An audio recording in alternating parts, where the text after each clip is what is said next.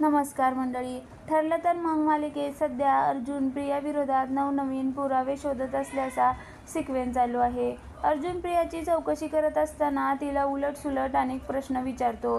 यामुळे ती चिडून म्हणते, हजारदा सांगितले. भांडणाचा आवाज आला तेव्हा मी बाहेर आले आणि तेव्हाच मला दिसलं मधुभाऊंनी डाव्या खिशातून बंदूक काढली आणि ती पुढं बोलत असतानाच अर्जुन तिला अडवतो. अर्जुन सर्वांसमोर जाब विचारून प्रियाची पुरती कोंडी करत असतो.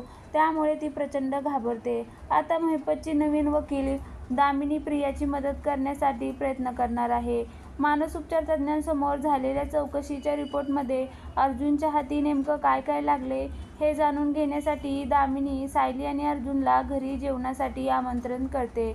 यावेळी सायली दामिनीसमोर ठामपणे आपल्या नवऱ्याची बाजू घेत दामिनीची बोलती बंद करते. अर्जुन, तुम्ही आम्हाला प्रेमापोटे येथे जेवायला बोलवले नाही, त्यामुळे आपण थेट मुद्द्याला हात घालूया.